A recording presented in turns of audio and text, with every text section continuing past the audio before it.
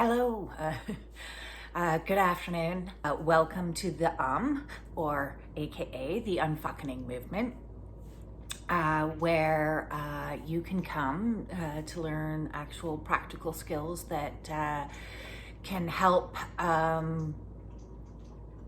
unfuck you.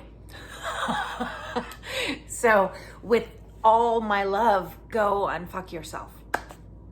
That's what I've been doing. I've been unfucking myself for the last few years. I've lost over 80 pounds. I've cured myself of sleep apnea. I'm no longer suffering from a lifetime of debilitating depression.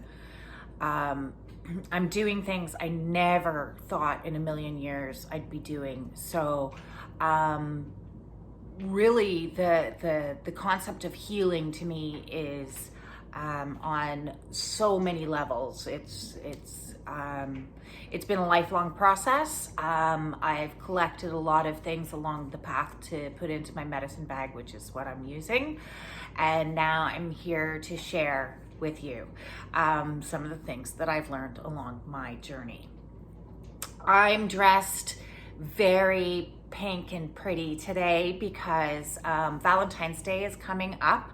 So I'm trying to embrace a little bit of the energy of love, primarily the energy of self-love, since love is one of the aspects of my A.B.L.E program.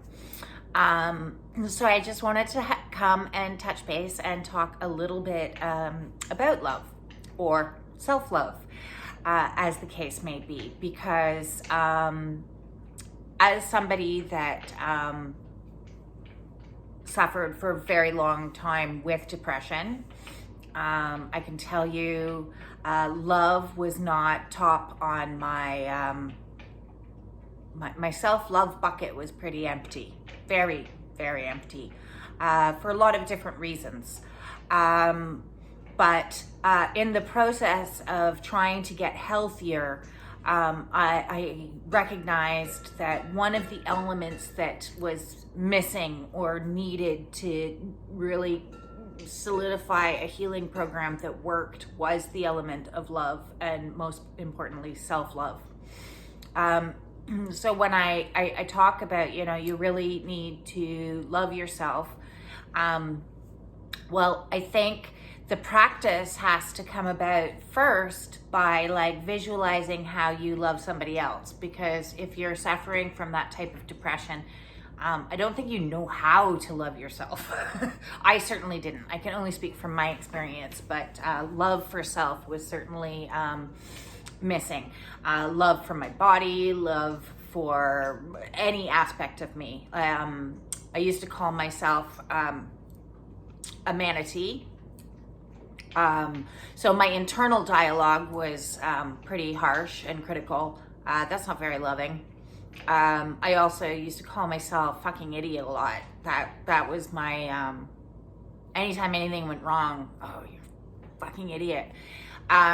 So yeah, there was a lot of not nice talk going on internally. So learning how to love myself has been a process on many layers, which is why exercise is so important in my program. That aligned exercise, walking in perfect alignment, or doing yoga or any other activity exercise wise that gets you into alignment, because it helps you start loving your body, your physical ability, as you become, more posturally correct, and, weight starts to fall off. So that was one aspect of me learning to love myself.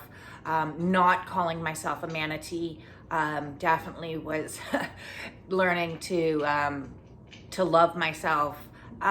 Treating my body with care and pampering myself a little bit. Why I'm a little pampered right now, gave myself a little manicure and did the makeup just to have fun, feel a little girly for the energy of self-love. You know, when you're suffering depression or anxiety or under stress or have a lot of responsibilities, we tend to, you know, like let that aspect go. You know, we don't have the time or the energy or anything to put into kind of like self-pampering.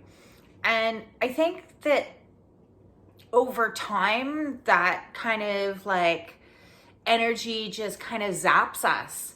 I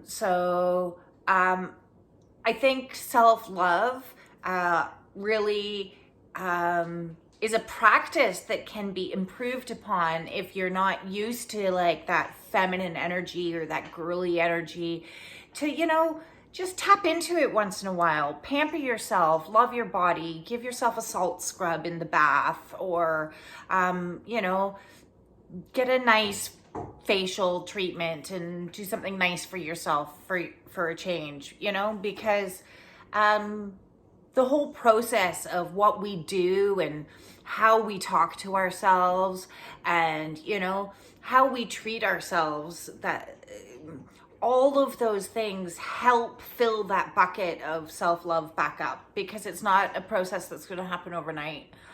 It takes a lot of time. And you know, when there's childhood trauma involved, or you know, you've carried a lifetime of beliefs about yourself that you know are likely not true,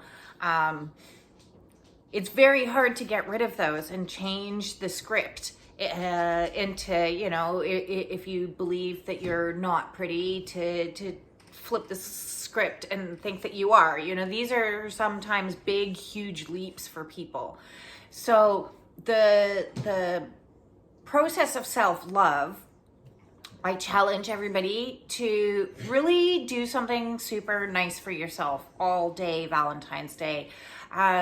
It's really less about the commercial crap, whatever. Just, you know, really tap into how are areas that I am not treating myself in a very loving or kind way, by the foods that I eat, or you know, the things that I say to myself. What are things that I could be a little kinder and a little bit more compassionate to myself, you know, because when we beat ourselves up all the time, you know, it's like, I don't know if you've ever seen that experiment with the two plants, and one plant is like given positive affirmations and the other plant is not. And usually the plant that's not, or has been bullied or said horrible things to, dies. So like, if you're saying that to yourself, you know, like, and we're mostly water. What are we doing to our waters? Like, we're programming our waters that carry our own information that like we're wrong or bad or not good enough, or all of these things. And over time, you know, that's going to develop into like bitterness. And in my own way, like on a spiritual level, I can see the connection between, you know, how unloving I was to myself and getting diabetes, which is like my waters are like off. They're really, really off. I gotta really like work hard to kind of like get everything back into harmony. And for me, one of the biggest aspects for doing that is love. So here's to all of you. You are lovable. If anybody ever tells you otherwise, tell them to fuck off and maybe go unfuck themselves. You are worthy of love. You deserve the best, all of you. So here's to treating yourself with the most love during this next little while of energy.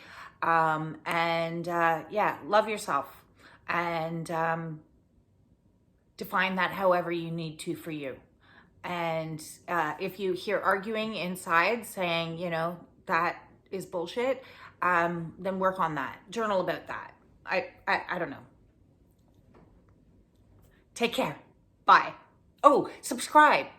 Oh, and yeah, I'm really sorry about my last video being terrible. teaches you a lesson to never ignore when you get the intuition that says don't upload right now, and you ignore Mercury in retrograde. I uploaded the unedited video instead of the edited one. But I'm just learning, so I'm going to be forgiving to myself, and you know, if you're not, well, okay. I wish you the very best, and I just want love and kindness. That's what we need right now. We need so much love and kindness right now. Please, please, just whatever you're doing, take a breath and ask, how can I give more love and kindness to the world right now? Because that's what we need. All the best. Bye.